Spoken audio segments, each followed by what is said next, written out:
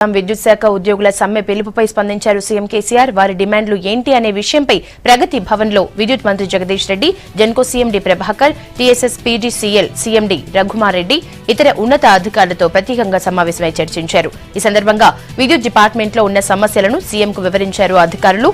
చాలా ఏళ్లుగా పెండింగ్ లో ఉన్న అవుట్ సోర్సింగ్ ఉద్యోగాలే ప్రధాన సమస్యగా అధికారులు చెప్పడంతో వారిని వెంటనే రెగ్యులరైజ్ చేసేందుకు చర్యలు తీసుకోవాలని అన్నారు.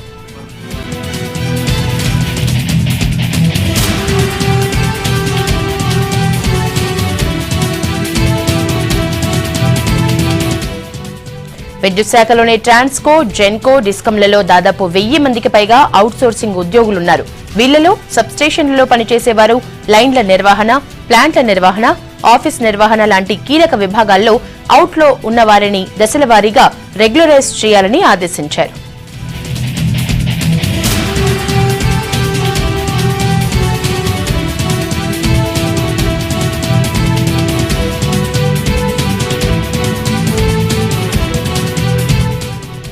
సీఎం రివ్యూకు సంబంధించిన అప్డేట్స్ శ్రీనివాస్ లైవ్ లో అందిస్తారు. శ్రీనివాస్, ఇప్పుడు విద్యుత్ ఉద్యోగుల సమ్మెకు ఎప్పుడు పిలుపునిచ్చారు, అలాగే వివరాలేంటి, సీఎం ఎలాంటి హామీలు ఇచ్చారు?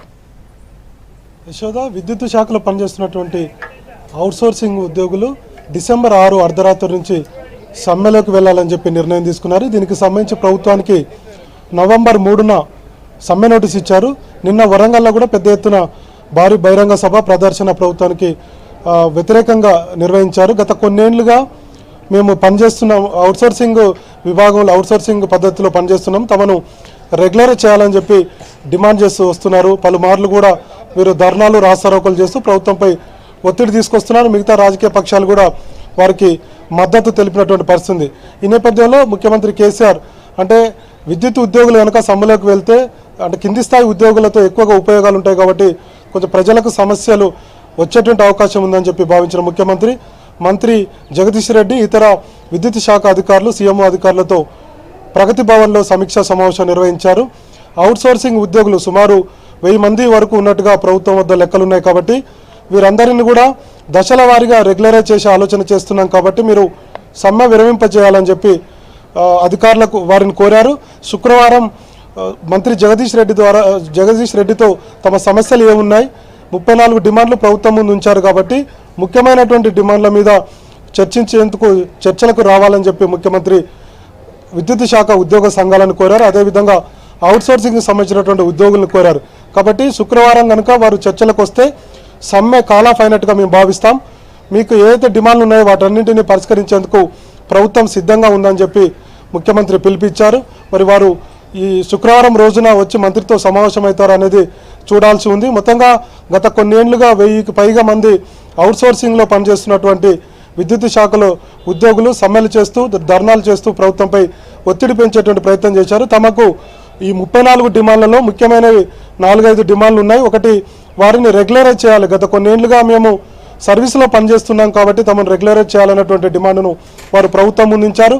మరొకటి, తమకు ఆరోగ్యం అంటే గవర్నమెంట్ ఎంప్లాయీస్కి ఏ విధంగా అయితే హెల్త్ స్కీమ్ ఉందో అదేవిధంగా మాకు హెల్త్ స్కీమ్ ఇంప్లిమెంటేషన్ చేయాలన్నటువంటి అభిప్రాయాన్ని చెప్పారు. మరొకటి అంటే 34 డిమాండ్లలో కీలకమైనటువంటి డిమాండ్లను ప్రభుత్వం ముందు ఉంచారు. వీటిలో కొన్ని పరిష్కరిస్తే మేము పనిచేసేందుకు సిద్ధమని చెప్పి వారు పిలుపునిచ్చారు. నిన్న వరంగల్లో కూడా పెద్ద ఎత్తున ర్యాలీ, బహిరంగ సభ నిర్వహించి ప్రభుత్వంపై ఒత్తిడి పెంచే ప్రయత్నం చేశారు. దీంతో వీరికి మిగతా అన్ని రాజకీయ పార్టీలు కూడా మద్దతు తెలిపాయి. అయితే రానున్నటువంటి రోజుల్లో అంటే డిసెంబర్ 6 అర్ధరాత్రి కనుక సమ్మెకు దిగితే ఖచ్చితంగా అక్కడక్కడ పనిచేసేటువంటి పలు ఏరియాల్లో కూడా విద్యుత్కు అంతరాయం కలిగేటువంటి అవకాశం ఉంటుంది. ముఖ్యంగా వీరందరూ కూడా సబ్ స్టేషన్లలో అవుట్సోర్సింగ్ ఎంప్లాయీస్గా, ప్లాంట్ల నిర్వహణ, కార్యాలయాల నిర్వహణ, ఈ విధంగా వారు ఎక్కడికెక్కడికి దాదాపుగా 1000 పైగా మంది ఉన్నటువంటి వీరందరూ కూడా ఖచ్చితంగా సమ్మెలోకి వెళ్తే దాని ప్రభావం విద్యుత్ శాఖపై ఖచ్చితంగా ఉంటుంది. మరొక వైపు ప్రజలు కూడా ఇబ్బంది పడేటువంటి అవకాశం ఉంది.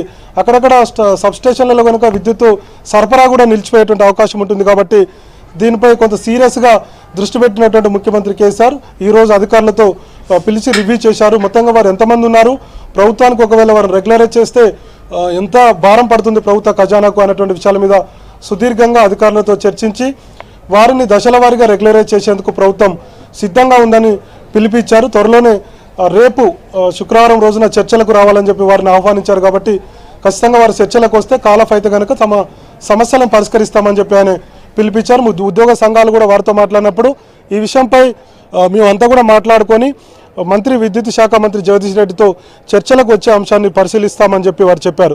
మొత్తంగా ఈ సమ్మెను కాలాఫ్ చేసేందుకు ప్రభుత్వం ప్రయత్నాలు చేసింది. మరి వారు చర్చలకు వస్తే కనుక ఈజీగా ఈ సమ్మె కాలాఫ్ అయ్యేటువంటి అవకాశం ఉంది.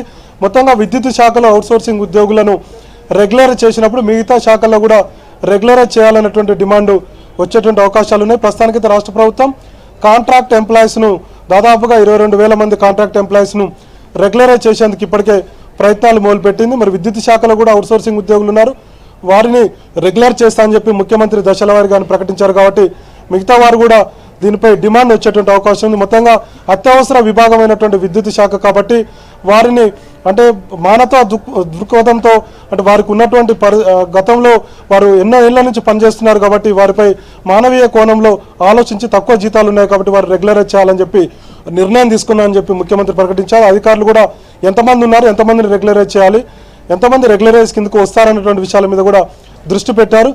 రేపు జరిగేటువంటి చర్చల్లో దీనిపై ఒక క్లారిటీ వచ్చేటువంటి అవకాశం ఉంది. మొత్తంగా వారు సమ్మె కాలాఫ్ చేస్తే కనుక కొంత ప్రమాదం తప్పినట్టు, లేదంటే ఖచ్చితంగా రాష్ట్ర ప్రభుత్వంపై ఈ ప్రభావం తీవ్రంగా ఉండేటువంటి అవకాశాలు కనపడుతున్నాయి. Yashoda, thank you Srinu.